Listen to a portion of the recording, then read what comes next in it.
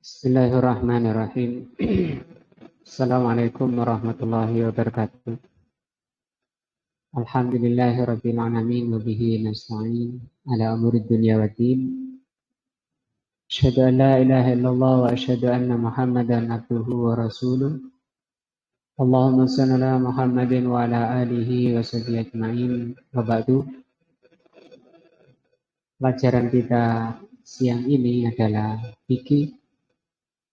Kita mempelajari kitab Umdatul Ahkam, kitab hadis yang berisi hadis-hadis sahih tentang fikih yang ditulis oleh Imam Al-Maqdisi rahimahullah dan disarah oleh Syekh Ibnu Utsaimin rahimahullah dalam kitab beliau Tamyihul Afham. Kita masuk di hadis yang pertama. Yang lalu sudah dibahas tentang syarahnya, mulai dari kisah beliau perawi hadis ini yaitu Umar ibn Khattab, dan juga sudah dibahas tentang definisi perkataan. Selanjutnya kata beliau Syekh Ibnu Utsaimin rahimahullah, asyarhul ijmali, syarah secara global, penjelasan secara global dari hadis ini. Mungkin perlu kita ulang tentang matannya, bunyi hadisnya.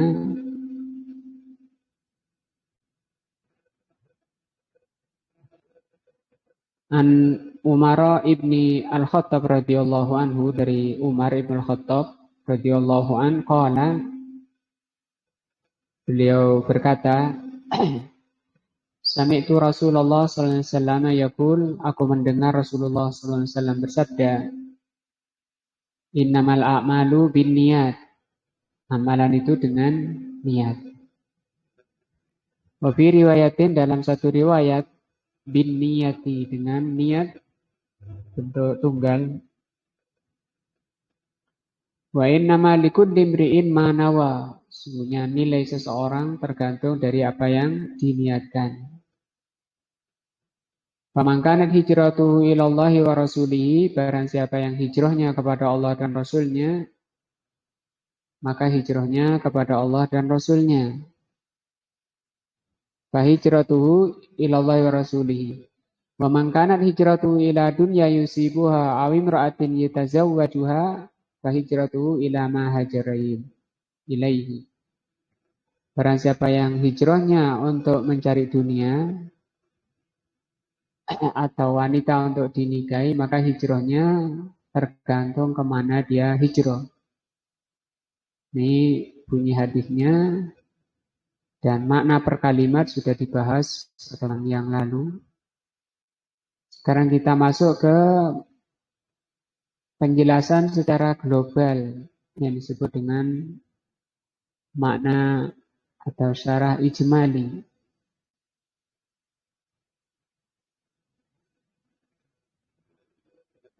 Kata beliau, hadza hadisun jalilun. Ini hadis yang sangat mulia. Syamilun, sangat mencakup. Jami'un, kalau syamil itu meliputi.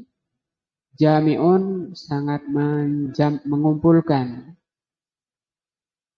Jalil sangat tinggi, syamil mencakup, jami'un mengumpulkan. Yuhadditsu fihi Amirul Mukminin. Amirul Mukminin menyampaikan di hadis ini, Umar ibn Khattab radhiyallahu anhu, anin Nabi sallallahu alaihi wasallam, hadis dari Nabi sallallahu alaihi wasallam. Annahu, bahwa Rasulullah sallallahu alaihi wasallam bayyana manzilatan niyah. Bahwa Rasulullah SAW di hadis ini menerangkan tentang kedudukan niat. Minal a'mali di dalam amalan. Apa pengaruh niat dalam amalan? Bagaimana kedudukan niat terhadap amalan? Wa anaha bahwasanya niat syamilatun likulli amalin, mencakup setiap amalan. Wama min amalin illa biniyatin. Maka tidak ada suatu amalan kecuali apabila dengan niat. Tidak dianggap suatu amalan tanpa adanya niat. Makanya seorang itu tidak bisa melakukan suatu amalan tanpa niat. Manusia tidak bisa melakukan suatu amalan tanpa niat. Nah, kalau orang melakukan suatu amalan tanpa niat itu masuk ke orang lindur, orang ngigau, atau orang gila, atau sangat marah, sangat gembira, yang di luar kesadarannya. Selama orang itu masih berakal, pasti dia setiap melakukan suatu amalan itu adanya niat. Wa midaruhu 'alaiha sihatan wa fasadan. Pengaruh dari niat ini terhadap suatu amalan itu menjadi penentu benar atau rusaknya suatu amalan. Sahih atau fasad, lawannya sah, lawannya itu fasad, bahasa Indonesianya rusak. Nah, kalau enggak sah ya rusak, atau sering disebut apa? Batal. Wasawaban wa iqoban. Niat itu menjadi penentu orang itu mendapat pahala atau mendapat siksa. Yang menentukan apa? Niatnya. Jadi di sini sangat kontras sekali pengaruh niat itu. Bisa menjadi penentu benar atau rusaknya, berpahala atau berdosa. Wa anna likulli imri'in, bahwasanya nilai seseorang juga manawa bi amalihi, tergantung dari niatnya. Nah, min qasdin samin jalilin wadidihi. Apakah orang berniat itu maksud yang tinggi, sam itu tinggi, jalil mulia, atau sebaliknya, mungkin sum'ah atau riya, ya, yang tidak ikhlas.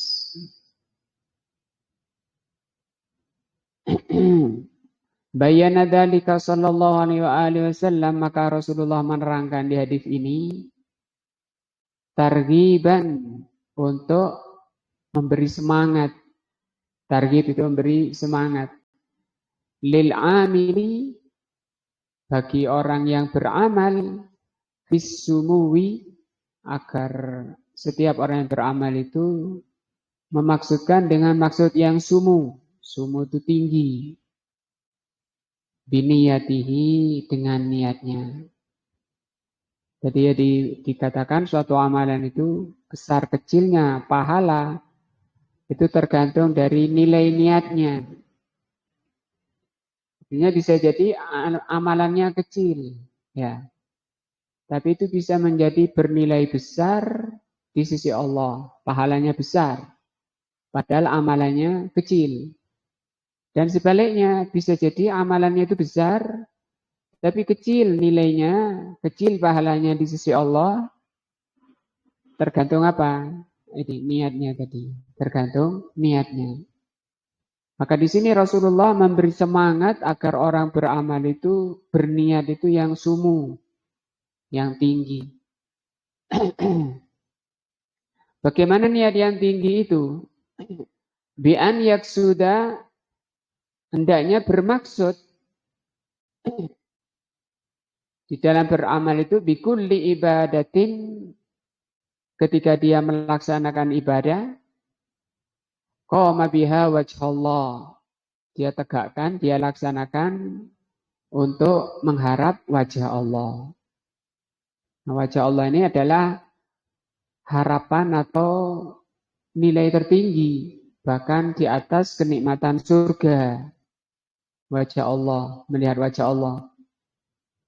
Di antara pengaruhnya orang yang melihat wajah Allah itu, dengan sinar wajah Allah itu manusia langsung berubah menjadi semakin tampan. Dan manusia tidak mau menoleh. Dan tidak ada, kata Rasulullah, kenikmatan jiwa, kenikmatan batin, kenikmatan ruh yang melebihi dari melihat wajah Allah. Tidak ada kenikmatan yang melebihi kenikmatan melihat wajah Allah. Nanti orang mukmin bisa melihat wajah Allah di surga. Semoga kita termasuk hamba-hamba mukmin yang bisa melihat wajah Allah. Ini niat apa namanya? Kata beliau, niat yang sumu. Niatnya yang tinggi. Berikutnya kata beliau, wadarul akhirah. Menginginkan di dalam beramal, ngaji misalnya, taklim seperti ini, ingin wajah Allah dan ingin negeri akhirat. Ini pun kenikmatannya, kata Rasul SAW, kenikmatan di surga.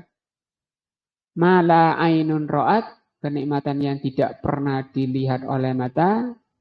Wala udhunun sami'at, tidak pernah didengar oleh telinga. Wala khotara ala qalbi bashar, kenikmatan yang tidak pernah terbesit di hati manusia. Hadis ini menerangkan tentang tingginya kenikmatan surga. Kenikmatan yang tidak bisa dibanding dengan kenikmatan ternikmat di dunia. Itu pun masih kalah dengan apa tadi? Melihat wajah Allah. Nah, tapi di antara melihat wajah Allah dan kenikmatan surga masih ada, yaitu ridho Allah.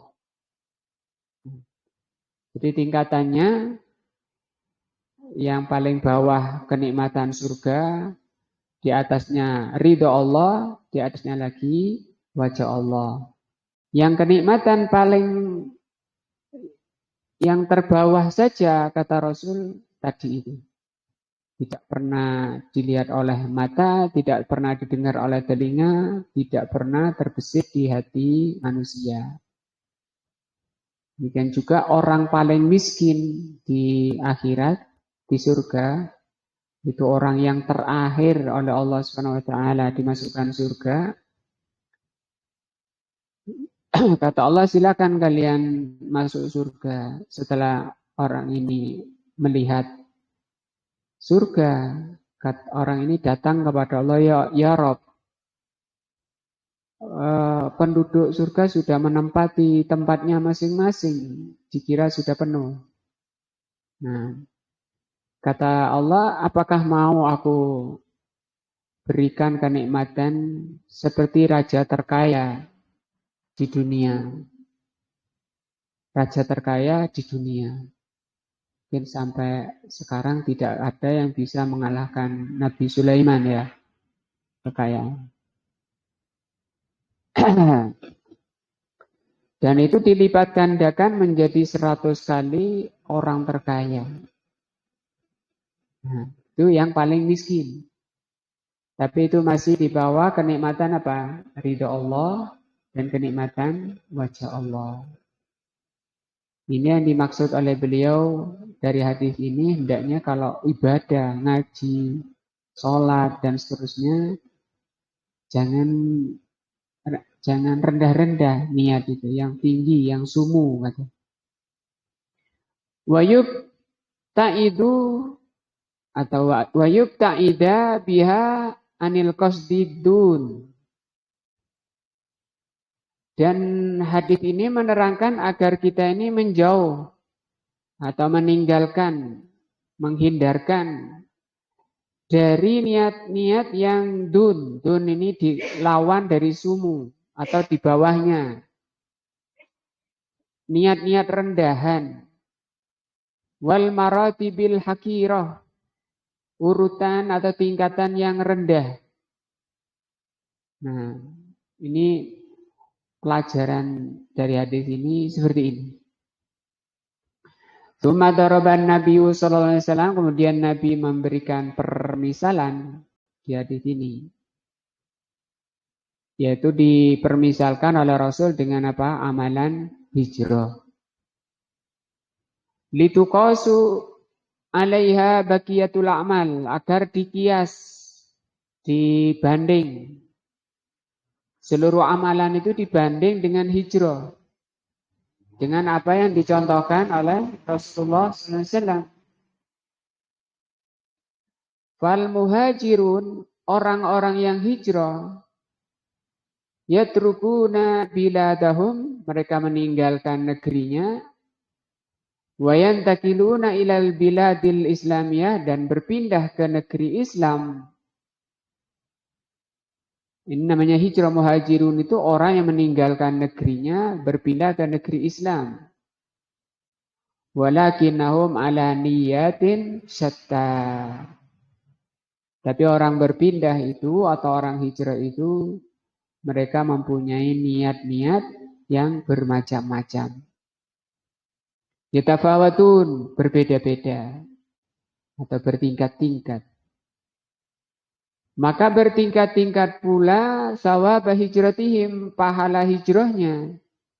Walaupun satu rombongan misalnya berangkat bersama, itu pahalanya bisa berbeda-beda.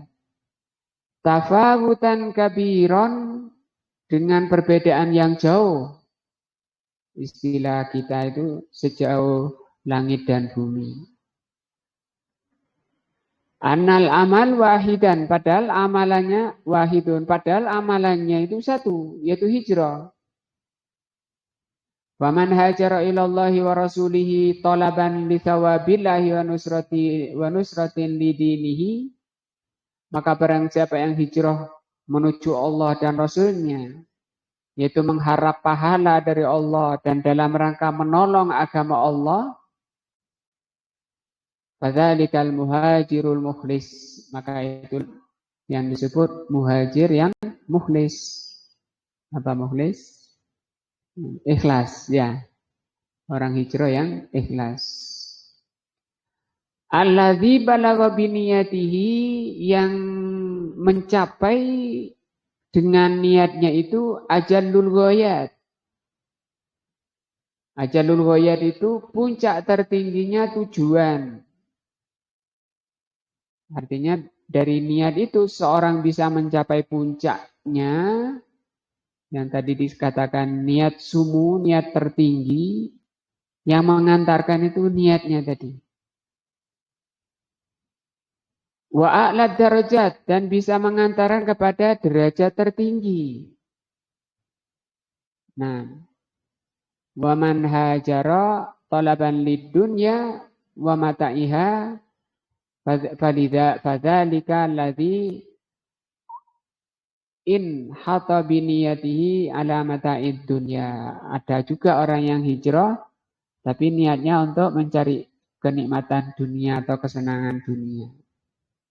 Maka itu menjadi penggugur dari nilai yang tinggi walaupun dia mendapat kenikmatan dunia. Walaisa lahu fil akhirati min nasibin, dan di akhirat dia tidak punya balasan kebaikan. Nah, sudah dibalas di dunia. Ini makna secara global. Fawaidul hadis, sekarang ke berikutnya faidah hadis. Yang pertama, bayanu ahamniyatin niyah fil a'mal. Pertama, menerangkan pentingnya niat dalam suatu amalan. Wa anna madar sihhatil a'mal wal jaza' 'alaiha bihasbin niyah. Bahwa sahnya suatu amalan, sah dan rusaknya, juga bagaimana balasannya amalan tersebut, tergantung dari niatnya. Asani yang kedua al-hasu. Hadis ini menerangkan dorongan ala ikhlasin niyah lillahi ta'ala, agar seorang itu mengikhlaskan niat. Ikhlas itu murni, memurnikan niat lillah karena Allah Ta'ala tadi. Ingin wajah Allah. Nah, wa bayanu fadilati dzalika, dan hadis ini menerangkan tentang keutamaan ikhlas karena Allah Azza wa Jalla. Yang ketiga, at-tahdzir. Hadis ini menerangkan tentang tahdzir. Tahdzir itu peringatan agar dijauhi, itu namanya tahdzir. Min iradati dunya bi'alil akhirah. Nah, tahdzir dari niatan dunia, menginginkan dunia dengan amalan akhirat. Tadi ya, karena ini hijrah itu termasuk amalan akhirat. Tapi itu bisa dipalingkan menjadi amalan dunia. Yang memalingkan itu adalah niatnya. Wa bayanu haqarati dzalika, dan hadis ini menerangkan hinanya orang yang mencari dunia dengan amalan akhirat. Banyak orang yang sekarang menjadi pedagang akhirat istilah. Tidak mau berdakwah kalau tidak dibayar. Nah. Yang keempat, an-nasa, bahwa manusia yatafawatuna fi niyatihim, manusia itu bertingkat-tingkat di dalam niatnya. Sama-sama ikhlas pun itu juga bertingkat-tingkat keikhlasannya. Wa anna dzalika imru'un manawa, maka nilai seseorang, wa innalaka imru'un manawa, dan engkau tergantung dari niatnya. Yang kelima, at-taharatu, taharah atau bersuci, minal a'mali, termasuk amalan. Nah, ini bab taharah ya. Dibawakan contoh ya, dibawakan hadis ini tadi, orang taharah, orang bersuci itu bisa bernilai atau tidak, balasannya bagaimana orang bersuci tergantung dari pelaksanaan hadis ini. Fala takuna illa biniyatin, maka taharah itu tidak bisa dikatakan sebagai amalan taharah kecuali harus niat. Walaupun tidak ada hadis yang sahih sama sekali melafalkan niat, itu tidak ada dalilnya. Nawaitul wudu'a al-asghara biraf'il hadatsil asghara. Aku niat toharoh misalnya, atau niat berwudu untuk mengangkat hadas kecil, itu tidak ada hadisnya. Bahkan para ulama ahlus sunnah mengatakan itu amalan bid'ah, amalan yang diada-adakan, yang itu sangat berbahaya terhadap agama seseorang. Nah, Rasul mengatakan kullu bid'atin dhalalah wa kullu dhalalatin finnar, ancamannya neraka. Bukan perkara yang remeh. Walikulli mutahhirin manawa bitaharatihi, maka setiap orang yang bersuci pahalanya tergantung apa yang dia niatkan ketika dia bersuci. Wa hadhihi mahallul istishhad bil hadis, inilah kandungan dari hadis ini. Bahwa hadis ini menginginkan taharah itu hendaknya ikhlas karena Allah supaya bernilai ibadah. Yang keenam,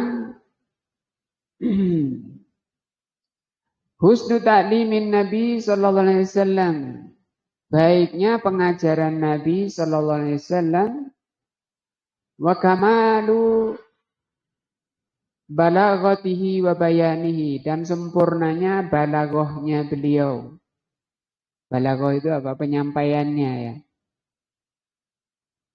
Beliau itu mubaligh, penyampai. Penyampaian beliau itu paling sempurna. Wa bayanihi dan jelasnya. Sangat jelas apa yang beliau sampaikan.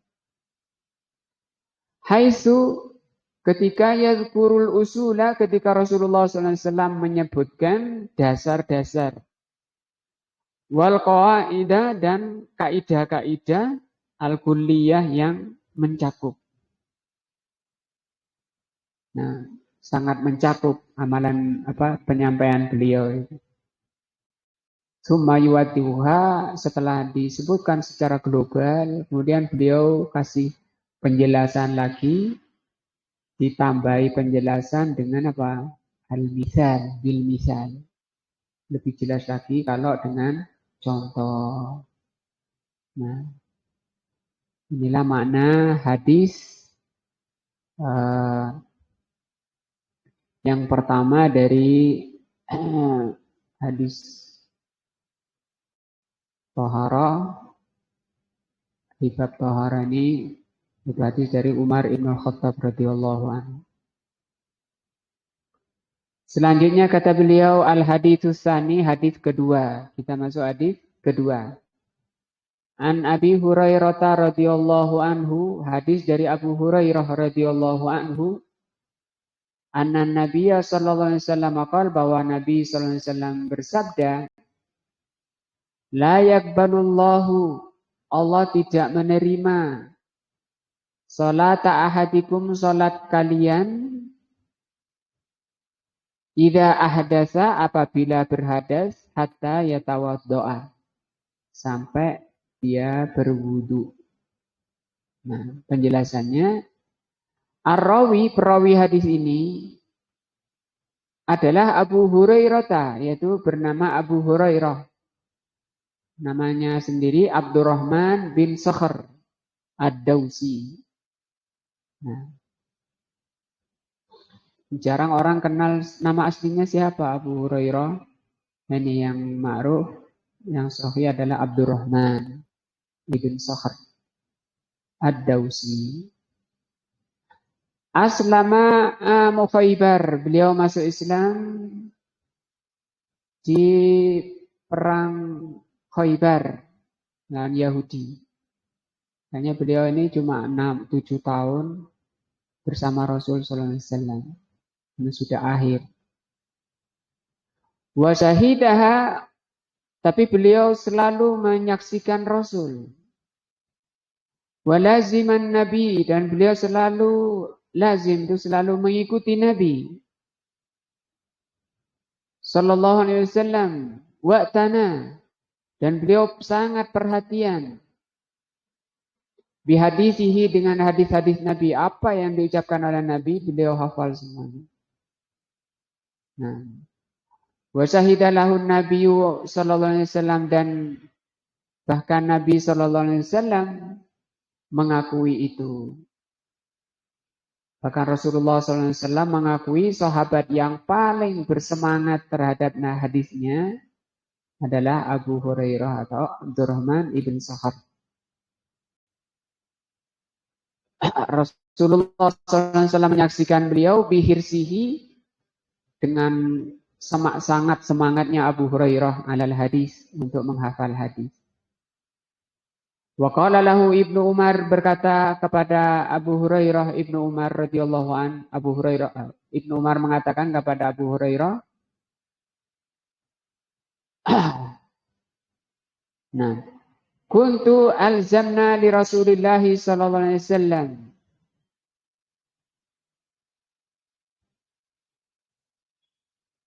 aku selalu bersama Rasulullah sallallahu alaihi wasallam,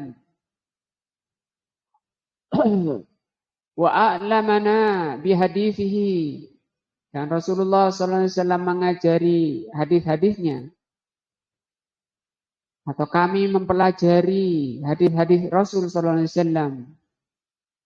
Wa ruya nahwahu an Umar radhiyallahu anhu, dan juga diriwayatkan seperti ini dari Umar. Wa qala Abu Al-Bukhari, dan Imam Bukhari mengatakan tentang Abu Hurairah, karena Abu Hurairah ahfadha atau ahfadu, adalah Abu Hurairah itu orang yang paling hafal, paling banyak hafalnya.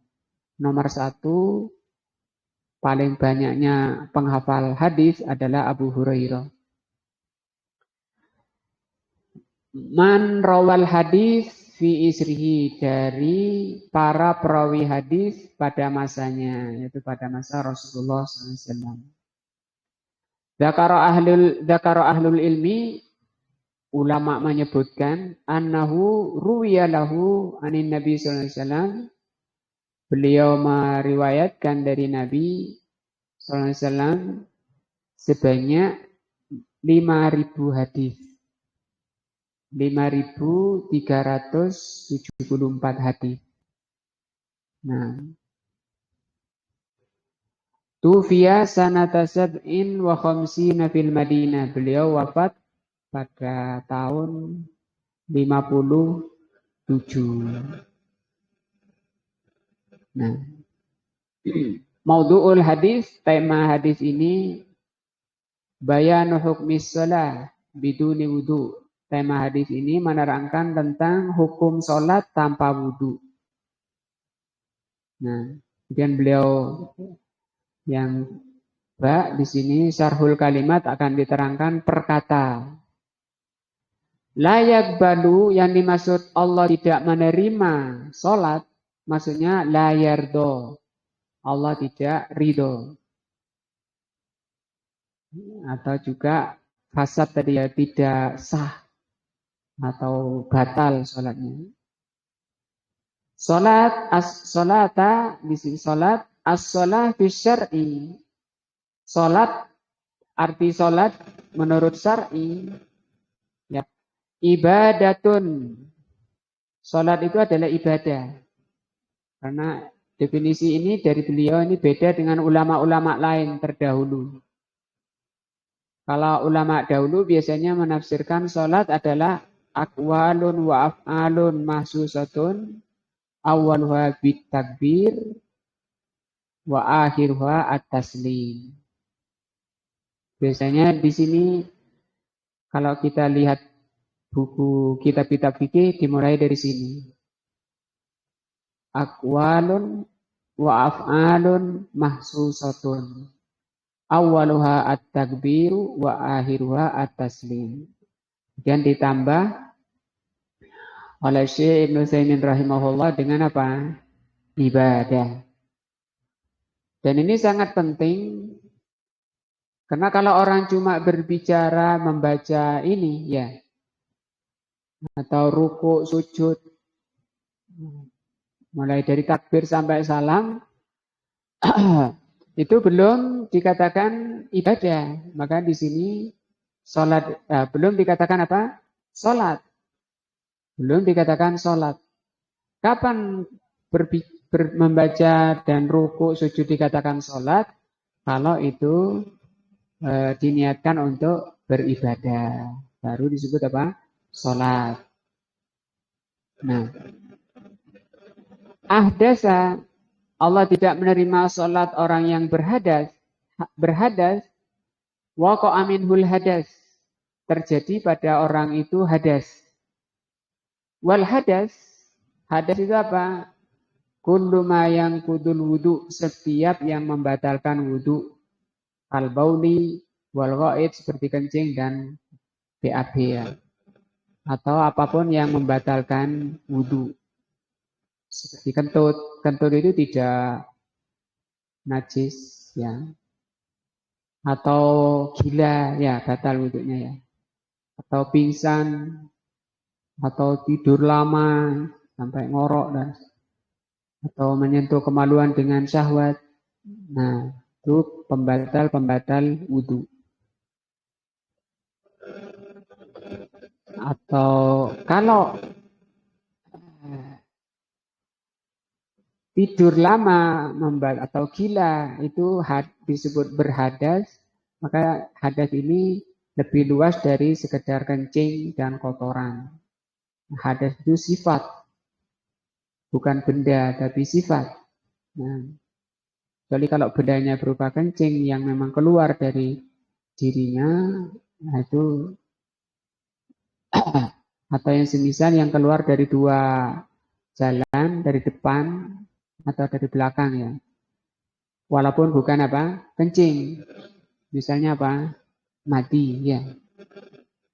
Atau apa? Mani. Itu juga membatalkan wudhu.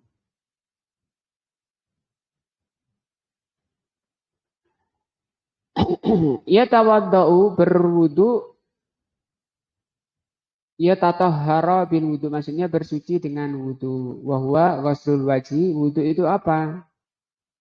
Mencuci wajah, kemudian tumal yadain, kemudian dua tangan, ilal mirfaqain sampai siku, rumah masahar roksa, kemudian membasuh mengusap kepala, wal udunain, kemudian mengusap kedua telinga, rumah wasala rijlaini ilal ka'bain, kemudian membasuh kedua kaki sampai mata kaki. Ini definisi daripada